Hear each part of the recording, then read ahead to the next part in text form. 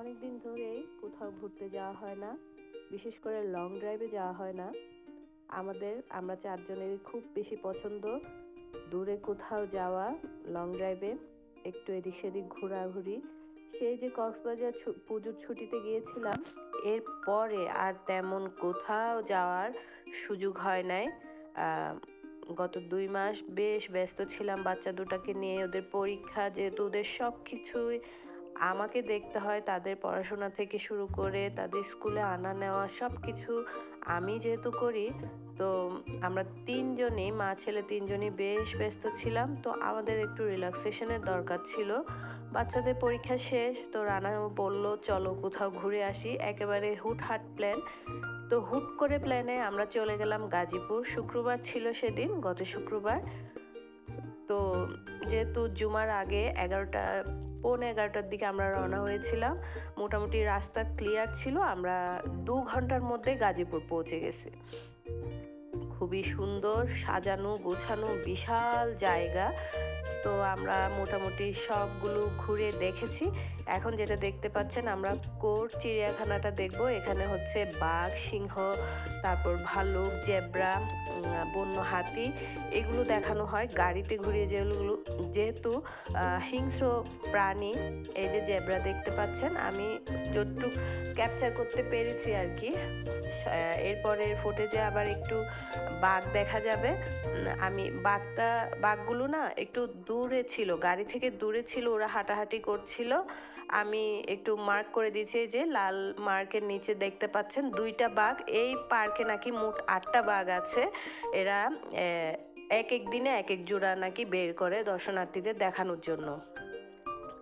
তারপর হচ্ছে ভিডিও করতে করতে আমার মোবাইলের মেমোরি একেবারে শেষ, আর ভিডিও নেওয়া হচ্ছিল না, যার কারণে আমি সিংহের ভিডিওটা আপনাদের সাথে শেয়ার করতে পারছি না।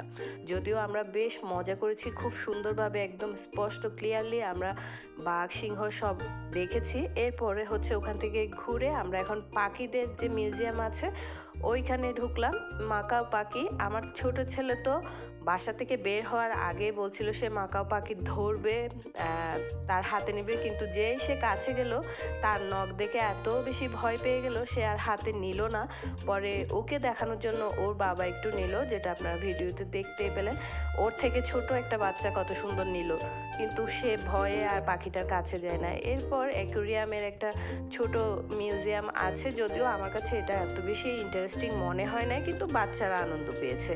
আসলে চিড়িয়াখানা এইসব জায়গায় বাচ্চাদের একটু ভালো লাগে, ওদের ভালো লাগার জন্যই যাওয়া। ওরা অনেক কিছু শিখতে পারে যেহেতু সরাসরি দেখে। এরপর হচ্ছে আমরা প্রজাপতি মিউজিয়ামে গেলাম। প্রজাপতি কিভাবে প্রজনন হয়, কিভাবে বড় হয়, ওগুলো সবগুলো সুন্দর মতো ওরা ওখানে সাজিয়ে রেখেছে। কিন্তু মজার বিষয় হচ্ছে, প্রজাপতি পার্কে ঢুকলাম, একটা যদি জীবন্ত প্রজাপতি আমরা দেখতাম, ওখানে কোনো প্রজাপতির ছায়া ফুটাও নাই।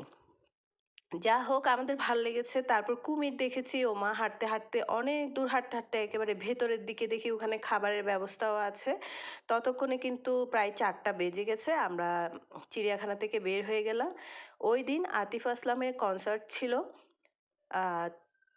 4টার দিকে, 4টা সাড়ে 4টার দিকে আমরা ঢাকার ভেতরে ঢুকেছি। উত্তরা এয়ারপোর্টে আমাদের প্রায় বসে থাকতে হয়েছিল প্রায় 2.5 ঘন্টার মতন। কনসার্টের কারণে এত লম্বা জ্যাম ছিল, আমরা সবাই অনেক ক্ষুধার্ত ছিলাম।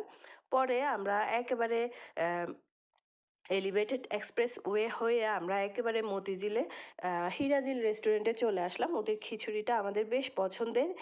তৃতীয়বারের মতো খেলাম মাটন খিচুড়ি। এটা অনেক বেশি কোয়ান্টিটি দেয়, আমরা তো 4জনে খেয়ে শেষ করতে পারি নাই, বাচ্চারা আবার চিকেন চাপ নিয়েছিল। তো খাওয়া শেষে এই যে এই মশলাটা আমার বেশ ভালো লাগে।